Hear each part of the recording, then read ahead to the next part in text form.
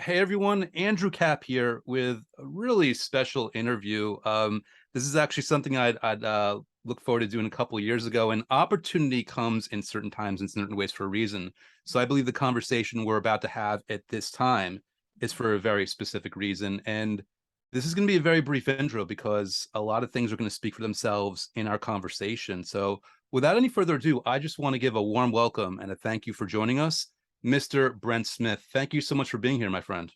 Thanks for having me, Andrew. It's great to talk to you today.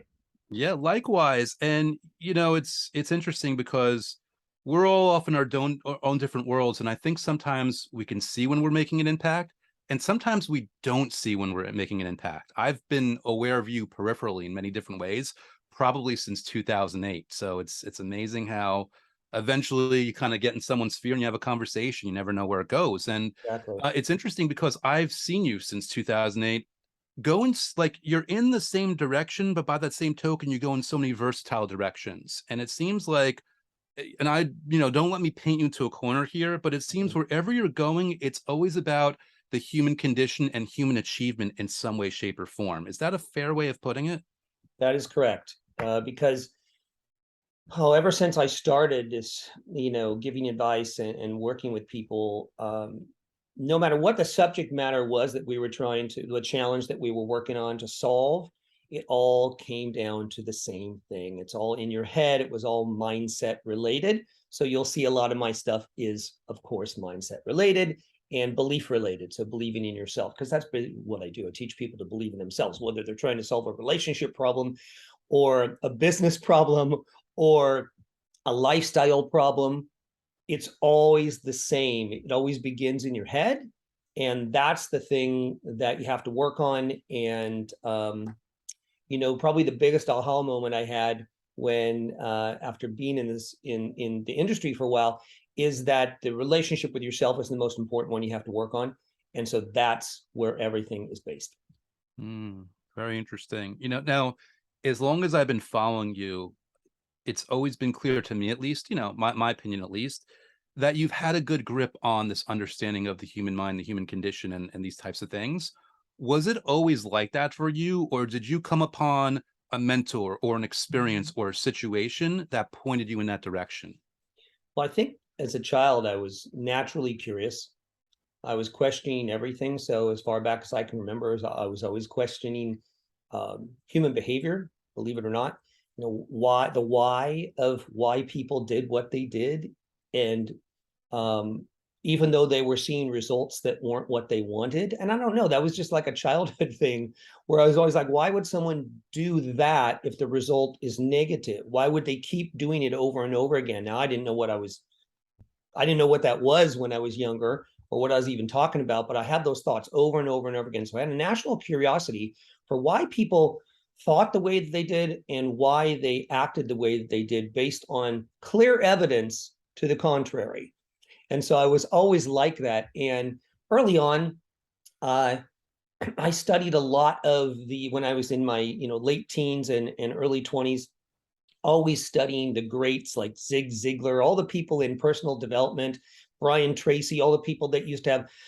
My dad was in sales, and so he had all these cassette tape things that his company would give him, and I would be the one who would listen to them actually. So I would listen to them over and over and over, and it just instilled in me that there's a mindset, or I call it like a mental component to every single thing you've got going on in your life, every challenge that you think is out of your control. There's also a mental component that if you learn how to control, you can learn how to control the destiny of your life and the outcomes and your identity and what happens to you.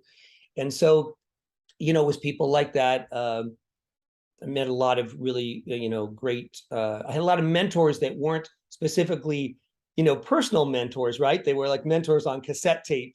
And then, later in life, it was mentors on YouTube. And I read a lot of great books, and I studied a lot of like Louise Hay and Dr. Wayne Dyer. And, so those are more contemporary people, but all the way through, it was the same background thing. Tony Robbins and all the people that out there that have a lot to say. And this information has been around for a long time, Mm, thousands of years actually, and it's just really a lot of, it's how we repackage it and we repurpose it and we put our own spin on it in a way that we think will be digestible.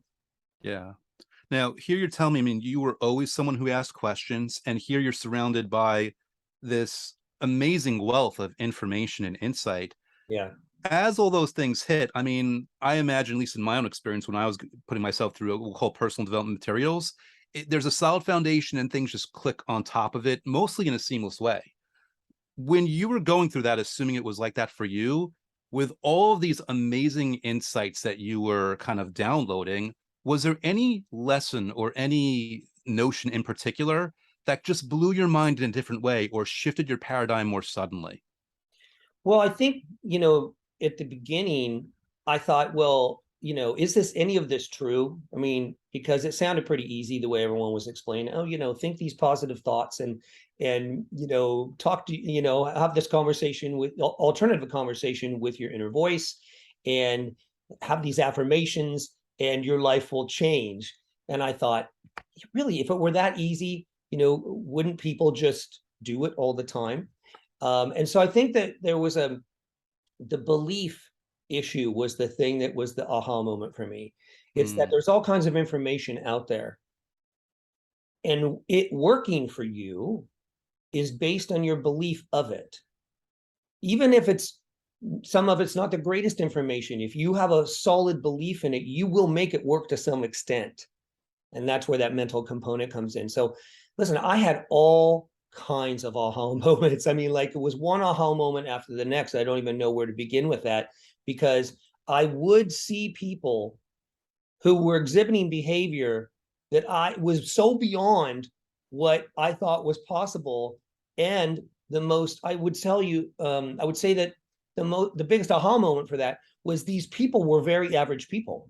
mm, mhm. Okay. I think that was the thing that clicked with me the most, is so seeing someone who wasn't tall and wasn't good looking and didn't come from money and didn't and came from an interesting background and seemed like they had everything against them. They were very average people, but amazing things were happening to them and their life was amazing. And I thought, whoa, that just rocked my world. And I guess it depends on where you grow up and your background and your childhood and so on as to your perception of the world. But it would blew my mind. And I thought, Mhm. you know what? There is a secret to this. And I'm going to figure out what that secret is. I mean, I became obsessed with figuring out what is that magic that they have figured out. Where is it? Where do I get some of it? How do I harness it? And so that was my quest. It's Mm, how do I do that? And I also, was kind of fearless. Also, I grew up in a family of fearless people. So I guess I had that going for me. My parents were super social and super fearless, and they were always out and always talking to people. So I had learned that, which really came in handy for me when it came time to experimenting with all these ideas that I had. I would just go out and talk to people and experiment and interview mm, people and so on. But I guess I had the courage to do that. And so that was, and what I learned from people was another aha moment. I yeah. think, yeah, I think, I'll just one more thing about this aha moment thing is that I think by having tens of thousands of interactions with people all over the world in all situations at all economic levels in every background you can think of, is that all humans share the same, we're all wired the same and we all share the same wants and needs, and some of it's different based on culture and tradition, okay, and religion maybe and stuff like that. But basically, we're all wired the same.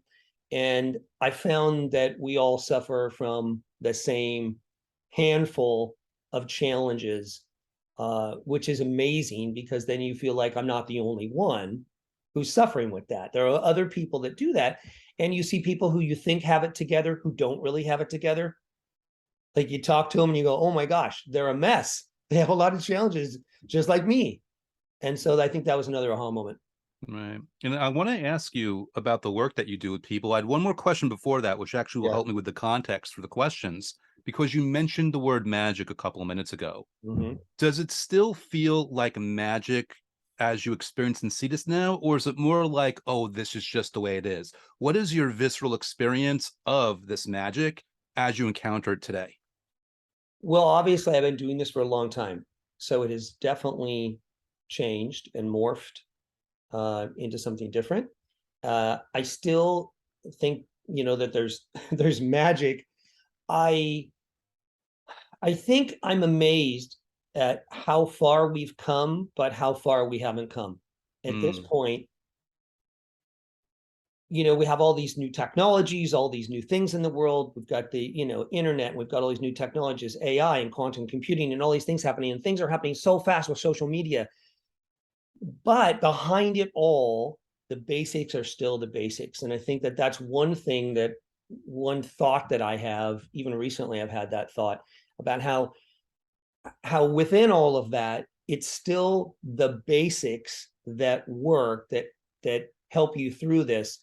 Um, I'm also, I think, amazed a little bit still that there are, with all this information out there, that there are still people who struggle on a daily basis with life and all of these things. And um, another thing is that I learned a long time ago that, including and this is my own experience too, but my experience in coaching for almost 20 years and working with people, is that even if you explain it in the simplest terms to someone what to do, really only 1 out of 100 people will actually take the information and take action on it and change their lives. And you only have so much responsibility that you can take it as someone who imparts this info.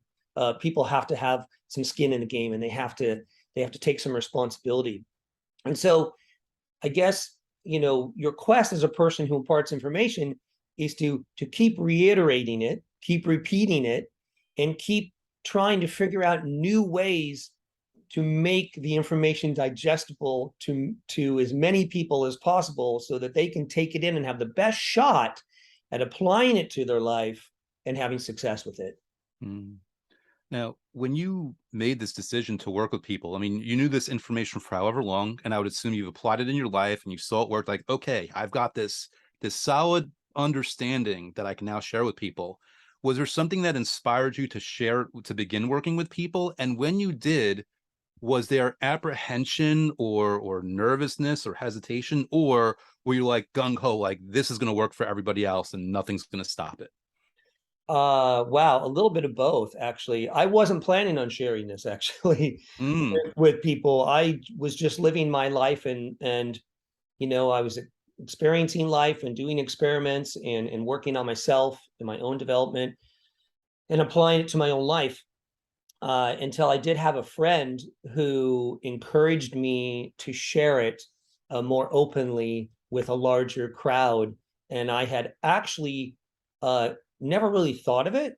I mean, maybe way in the back of my mind, I thought, oh, people should learn this. But I never thought I would be the one to do it. I was in corporate America in sales and marketing, and I had like other things going on in my life. And so I wasn't planning on coaching or advising people or consulting at all. That was not on my radar.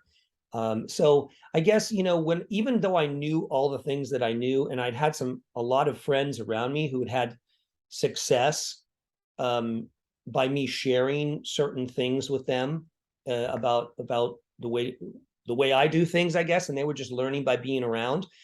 I thought, well, that's probably, these are just my friends. Who's going to really listen to that? And is it really going to be effective? Can I really help people? I have no idea.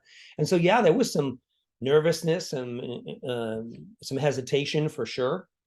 And even, I'll tell you, even when I first got into coaching, I thought, um, this isn't something that will last. I'm mm, sure people will get tired of listening to it, and it's definitely not a business.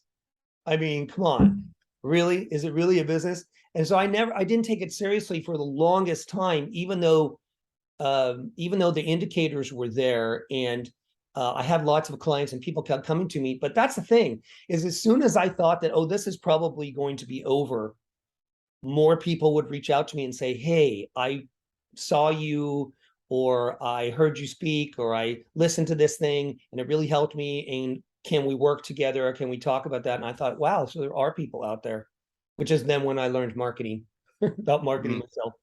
interesting how they came after. So all the work you do, people, like you said, 1 in 100 will actually make it Mm, work. yeah. Based on patterns, based on what you see, is there a common thing or a common group of things that if people don't make it, these are the things that get in their way, or these are the things that they use as inaccurate excuses for getting in their way, that's stopping them from getting over the top? Mm. Yeah, well, everybody has a ton of excuses. Mm, Yeah, for why they can't do stuff. I think I think the people who, well, first of all, I think it's very easy for us as humans to want to keep the challenges and problems that we have because we're so used to them and we know what to expect. mm, Follow what I'm saying. So I think on one hand, it isn't your fault, right? You're programmed to, by society and by just everything in your life, to have challenges all the time, because everybody you know has challenges and things are complicated and things are tough and everybody's trying to make it in some area of their life. And so as much as a person wants to get rid of their problems or solve their challenges, oftentimes we don't actually do that. We don't actually take, because on one hand, in one aspect, we actually secretly love having the problems that we have because we know what to expect. We know, hey, still got this problem today when I woke up, and I know what to expect, so I feel super comfortable with that. mm, And I can complain about it, and I can play the part of the victim, which we all do. And then hopefully I can get some sympathy from somebody. Oh yeah, your situation is like that. So really sorry about that, And then I can just play that victim, and I never have to get outside my comfort zone and do anything about it. Even yeah. though if you ask me, I'll tell you that I really want this other thing. So I learned that about myself and about humans in general. And what we fear the most is the unknown. That's what humans fear. Mm, So if we didn't have our problems, we don't really know what that would look like, right? We might have some kind of fantasy, but that's why I always tell people, you know, create, work on your vision, create what it would be like if you didn't have all these challenges that you have in every area of your life. So what if your relationships were perfect, or your dating life, or your business, or you have your money handled, or, whatever, you've got your mindset handled. I often tell people, look at, kind of create what that would look like in your mind. You need a vision of it, because then, what you're actually doing is you're creating something that's known, that you're working towards, that you're moving towards. And since you kind of have to trick yourself, you know what I mean? You yeah. can trick yourself, since you're afraid of the unknown. And so you're going to keep your problems, probably, even though you say you don't want them. You need that vision. You need that destination to work towards. Does that make sense? Oh yeah, and I mean, I'm paraphrasing and have my own interpretation, but it's almost like you need to know how the sausage is made from a psychological standpoint, but not so much that you almost see yourself manipulating yourself and you can't get past it. You have to know how to trick yourself just enough to get out of your own way long enough to see that it's working so that you can stick with it. Is that a fair Yeah. way of putting it? Yeah, and I think that people who take something that I say and actually have a ton of success really quickly, which is what everybody asks me, how can I solve my problem this afternoon, Brent, and then get on with my life? Those people, honestly, take everything I say at 100% face value. They do Hmm. everything I tell them. They do not ask why. They just do it. They execute. They take massive action, and they just do it, and they move forward. Very challenging thing for most people to do, right? Because we've got all kinds of baggage. Even if, Yeah. because if you tell me your issue, I will give you the very simplest answer and the simplest solution. On one hand, you'll go, oh yeah, that's great, but your brain has to catch up and believe it, because you'll say, well, you know, Brent, you don't understand my situation. That's my favorite response. You don't understand my situation. It's different than every other person on the planet. We've all said this. It's Mm, ridiculous when I think about it, but like, it's what we all think. It's what we all believe. Well, it wouldn't work in my situation, right? Someone else's, but not mine. That wouldn't apply to me. So that's why I can't do it or have it. And then you have to, there's so many things you have to. So if you just believed it and did it, those are the people who have, and so there's a lot of things that go into that: managing emotions, managing reactions, managing your attachment to things, managing the meaning that you give to things that happen to you. There's all kinds of things in there that you have to solve, and you have to be okay to be able to pivot from a place where you have what you think are all these incredible challenges, to pivoting and just snapping out of that trance that's been created for you and that you've also created, and moving forward. mm. So hearing you say that, correct me if I'm wrong here, but the way I interpret that is that someone that's going to be very successful with this, or someone that's going to be the closest to guaranteeing their success with this, is going to be somebody who is willing to embrace and experience the emotional discomfort of the unfamiliar as they work their way through. Yes, exactly. Awesome. Yeah. Now, here's the $1 million question, because I'm sure some people are like, oh, great, that's thanks a lot, Brent. But if I'm not like that, is there something someone can do, or someone can be, or some quality that they can embrace that might help them on the way to that if they're not there yet? Yeah, I think the first thing is you have to believe in yourself. You have to believe that you're capable of having whatever success you're creating, or that you want in your life. So you have to, and I think that, I always tell people that the number one thing you can do is monitor the conversation you're having with yourself. So monitor your inner voice. And if it is not in alignment with where you'd like to go, then you have to have the guts to stop, be aware of that, stop, and change that conversation. Mm, That's I where it love it. begins, really, because all day long, we walk around with this voice going on in our head, telling us all kinds of things. And if we just let it run wild, it's going to go all over the place and tell us all kinds of negative things: why we can't do something, why we're not good enough, why this person can do it and I can't. And you have all these thoughts. You got to get control of that inner voice. And if you do, it's amazing what you can do, because I always, I said earlier that it's you that are responsible, and it's your relationship with yourself that you have to work on. It's really true. You have to Mm, take responsibility, as uncomfortable as that might be for you. You have to do that. This will be uncomfortable, by the way, yeah. as you indicated. It'll be super uncomfortable if you've never done it, because there's all kinds of things you have to go through, emotions you're going to go through when you're thinking about, oh, this is possible.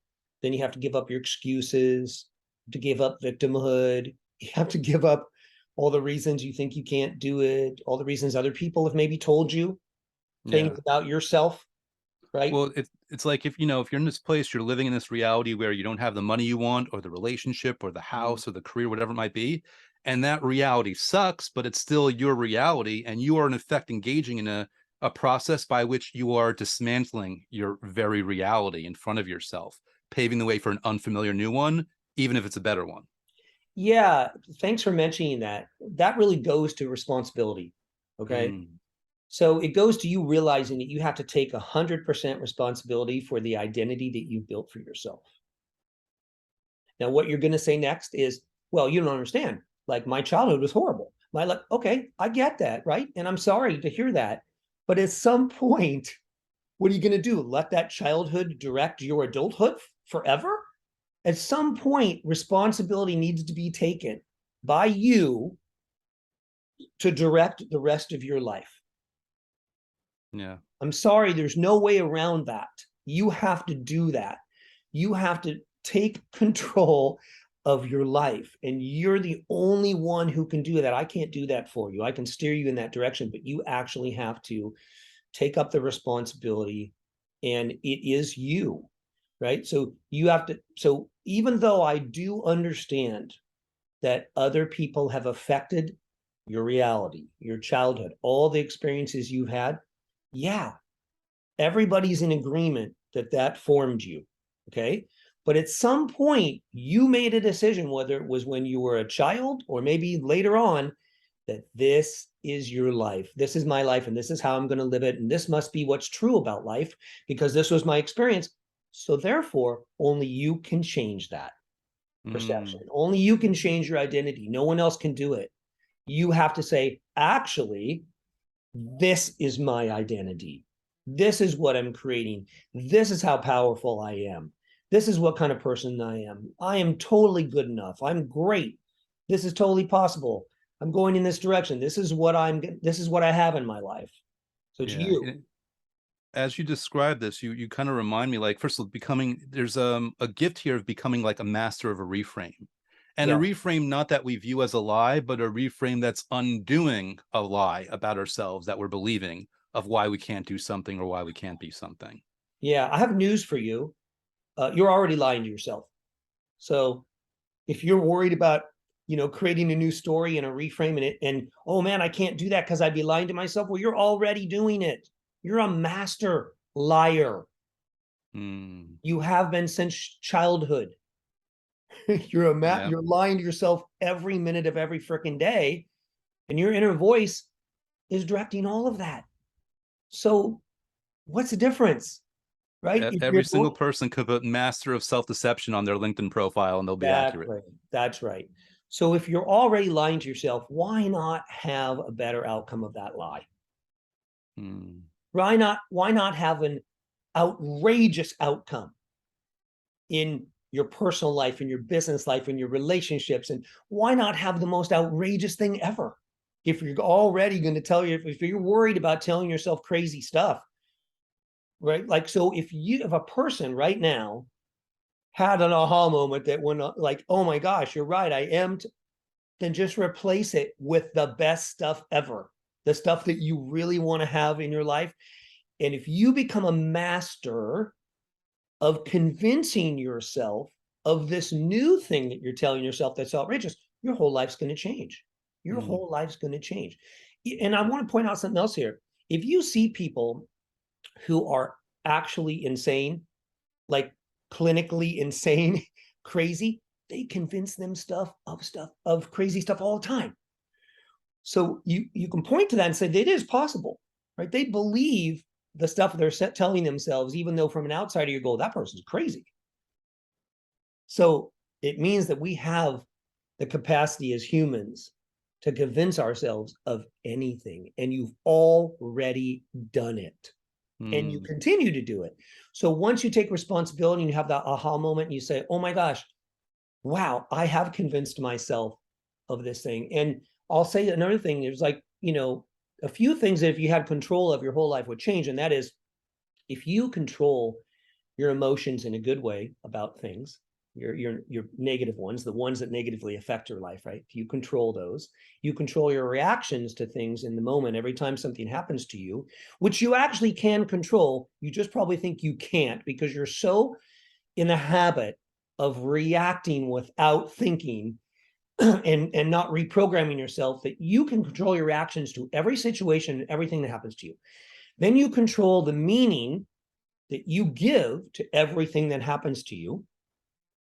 That's a huge one, right? We all have these meanings, right? Something happens and we say, oh, well, that must mean this about me, or this about the world, or this about life. If you realize that you can control it and make everything mean what you say it means, and then ultimately, if you can control your attachment to the outcome of all of this, which is another big stumbling block for most people, your life will be fantastic, mm. a life of freedom. But you also have to be okay with freedom and with the unknown, because freedom is the unknown, because you're creating it. Yeah. Now, as you're guiding people through this process, through their own self-deception and things of that nature, are you personally a proponent of, like, this is going to take big dramatic moves, or are you a proponent of, here's certain ways of dipping your toe in the pool to give yourself enough evidence to move forward, or a combination? Like, where is your mindset in terms of working with people that gets them the most reliable bang for their buck? A combo. So it Mm, depends. I have to talk to the person and see what they're like. So it got it. depends. Are you a person who who needs to dip their toe in the shallow end of the pool, and like maybe you just don't believe any of this. So yeah, we're going to have to go maybe a little slower and have some smaller successes. And then there are other people who just want to rip the Band-Aid off and go forward. Mhm. You know, I'll tell you, I've polled a lot of people, however, and I've asked them, you know, do you respond better to change in your life with, you know, the kinder, gentler approach of hand holding, I'm going to walk you through this, or do you like tough love? Most people like the tough love, Hmm. right? Most people like the tough love. And in my own life, tough love is the only thing that has made me move forward, actually. So it's the thing that I was so deep in a trance of my own mediocrity that it took someone physically almost shaking me to wake me up from that trance and say, wake up. Mm. There is a new way, there's a way of doing things, but you have to take control. And so I think it's a combo. I think there are certain things when I talk to someone, I can tell whether they're going to need to dip their toe in on one area and whether we can really go faster and bigger in an area. And I will say this, that you do, because I know it's true, you have to believe that change is possible immediately. Mm. So we can do things much faster than we think we can, and much bigger, right? Again, we are very, very programmed and sort of brainwashed by the way things have always been done, right? There are steps, and you have to accomplish step one before step two and step three. That's not necessarily true. You can skip a lot of stuff, especially these days.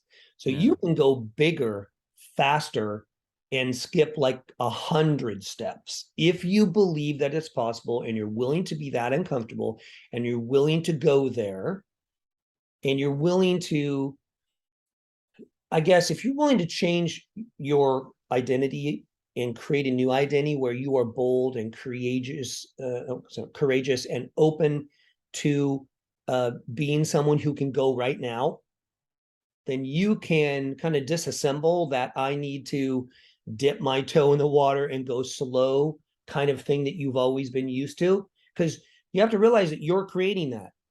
Mhm. That's only your belief. That's the only reason that's true, is that belief. If you believe the opposite, that would also be true. Mm. Now, we both know that there's no limits here. You can excel in any area of life. But just out of Mhm. curiosity, in your experience, in the people that you have worked with so far, is there an area of life where people go more dramatic or go like, is it money that explodes for them first, or relationships, or their health? Like, is there something that you notice that people just somehow find a way of getting massive success when they go there? The area you think Hmm. that is most, I think, it depends on each person's, what their belief is about all those areas of their life. So if people say, well, for one thing, I have clients, obviously a lot of ultra wealthy clients. So being successful financially is something they kind of just wake up and it's just their superpower. That's what they Mm. do. It's matter of fact. Yeah, we work together and we scale that to even a bigger vision, or maybe we scale it beyond that to maybe now having more of a mission and a purpose. And what are you going to do with the money, and what are you going to do with your lifestyle? And most of my clients are there in that area who already have a ton of money. They avoided working on their relationship with themselves and others. So we do have to do that. Believe it or not, there's still a whole mindset thing, but the money's easy. So the harder thing for them might be relationships, Mm. believe it or not. So they have a gazillion dollars. And yes, you would say, well, they're attracting all these people. Yeah, but they're all the wrong people. So yeah, they're attracting people, but they're not in alignment and their whole vibe is off, their whole energy is off. So relationships are the last piece of the puzzle for them. There's someone who has a great relationships. Their health is on point. They are in the gym. They look great.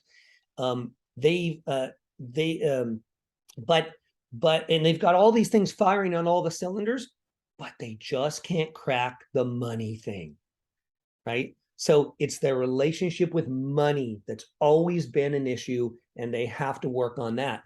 So I would say it just depends. I mean, certainly since I work with a lot of, ultra successful people already, money is not their issue. I would say that mindset and relationships, and also health and wellness we work on, but it's that still it's about themselves. So here's an interesting thing. Can you make a lot of money without having your act together? Absolutely.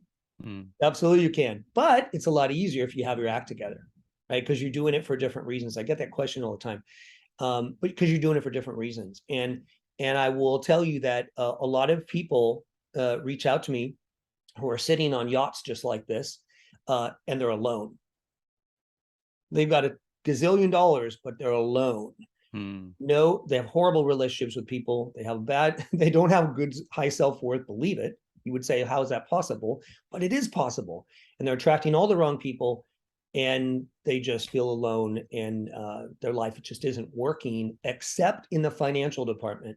And once you find out that, having all the money is fun, but it's not the answer. That's the other thing you find out. It's not the answer.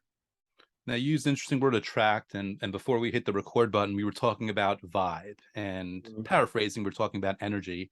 What does that mean to you, and where does that fit into all of this as you work with people?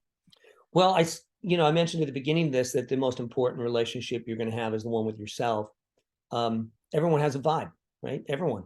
You have an energy that emanates from you at all times, and it's either negative or positive, right? And everyone can tell. Everyone who interacts with you can tell.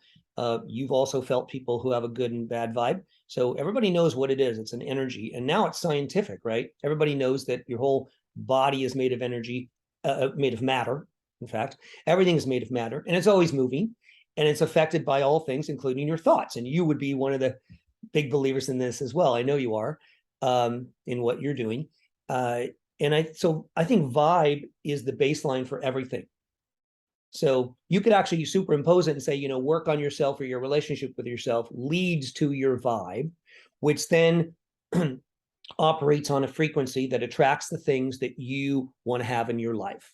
And so vibe is everything. It's like the number one thing that I teach actually is that vibe, creating that incredible charismatic vibe, right? And then the other thing I want to say about vibe is, all energy is attractive. Yes. Right? So all vibes are magnetic. It's just, what is it attracting?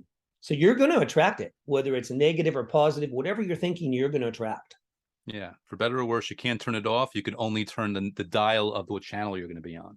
Right. And I think if people realize that, that's a thing you should be working on controlling in your life, that would control everything else in your life, that's the one thing you need to work on, is that vibe. People say, well, how is it that you can walk into a room and you can control it, and people want to come over and talk to you and give you stuff? It's your vibe. It's your vibe. It's the opposite of the desperate, needy, scarcity, I need something to happen vibe that we all have witnessed, and we've all been there too. We've all done that. We've all been desperate and needy and wanting acknowledgement and wanting people to agree with us and all that kind of stuff. And so I think that once you give that up, your life is incredible. Once it's so amazing. Like, people will say, well, what is the most attractive thing? And I'll say carefreeness is the most attractive thing, as long as done correctly, right? You can also be too indifferent, but carefreeness is what all humans strive for.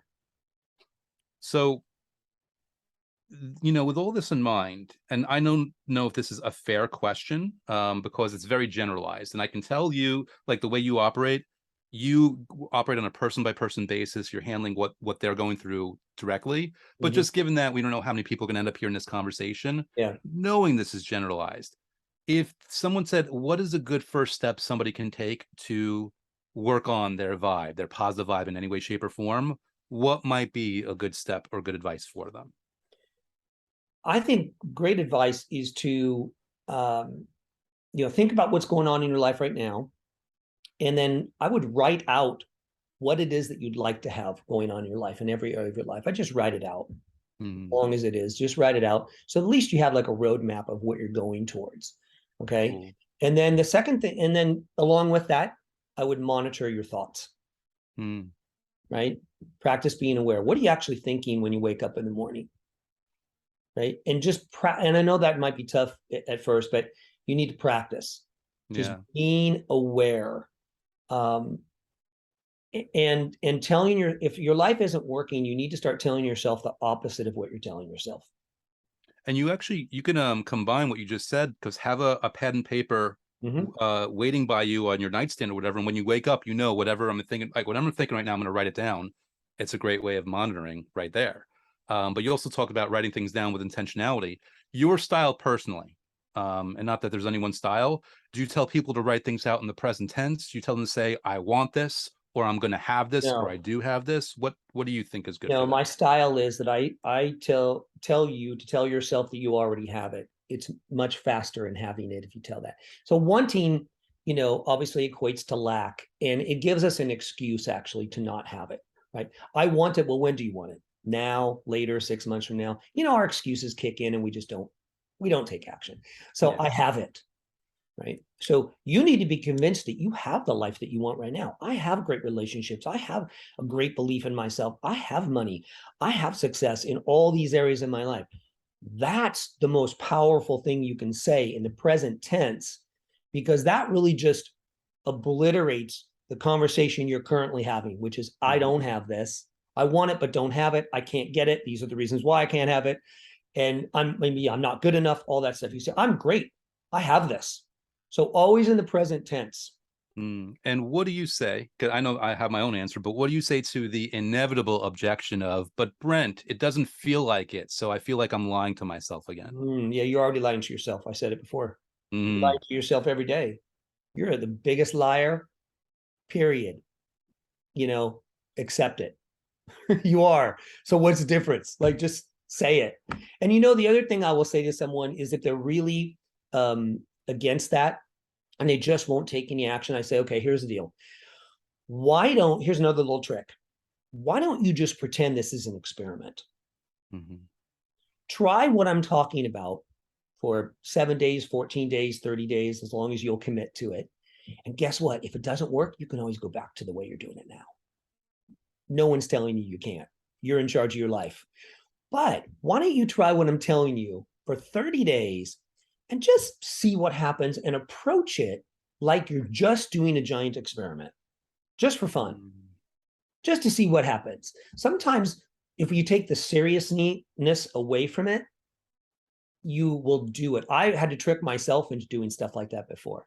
Like, I was totally stuck on something that I was not going to move off of. And so I was like, how do I get myself to take action on this? Well, maybe I'm taking it too serious. Maybe if I just treated it like a fun experiment, I would do it. And I was right. I did it. And I proved to myself that it actually worked. And I was like, well, I'll never go back to that other thing because this actually works. mm. So we've been talking about 40 or 50 minutes now. I just want to say in this moment, because we know someone listens to an interview, they listen to a recording, and they kind of draw off no matter how interesting it is. Yeah. I highly recommend everyone pause this and rewind the last 90 seconds and hear what Brent said all over again, because he just gave life-changing information regarding the experiment, regarding you can always go back. Just hear the way he said it, because this to me, Brent, is brilliant, because what you've done there is you've given people enough space to try it and actually see what happens. Because in my opinion, in my experience, that's how those things happen, when you just give yourself enough room to let it unfold for yourself. Yeah. Yeah. Look, I'm in your corner. I'm on your team. I want you to win. And I had to do all this myself and Mm. go through all of it. And it was excruciating sometimes, but I did it. Is there anything in particular that like kind of still sticks in your craw to that you're still working on, or is it like a moving target, or you just like you've already worked out that stuff and you're just on to the next thing? I'm always working on it. Hmm. And life is always a learning process, and you will fall back a little bit. That's how life is. And so for me, I'm constantly uh, working on myself. I do fall back just like any person. And so I have to remain aware. I have to recommit to taking responsibility. In fact, that's in my daily mantra, my daily story, is that I take 100% responsibility for my life. And so I'm on it. Like I have a story, I have a mantra. I say it every day to myself. I monitor my thoughts. I have a Mm. grateful list of things that I'm so grateful for that are happening in my life that I'm very fortunate to have. And I remind myself of that every day, which helps me stay on track. And another thing I'll say is there's always another level Mm. to go to. There is. That mantra you say, is that just for you personally, or is it something that anyone could benefit from? Anyone can benefit from it. I do say it to myself because it works for me, and you can Mhm. always alter it to make your thing. But really, I really jump as soon as I know that I'm awake in the morning. I say, "This is another awesome day as usual." Seriously, it took me a long time to be able to say that actually, so I know how it is for everybody because you don't feel that way. So I just leap out of bed and I just say, I woke up again this morning. My life is awesome. This is Mm. another opportunity to have the greatest day ever. My life is awesome. I'm already super productive. I have so much energy today. My life is incredible.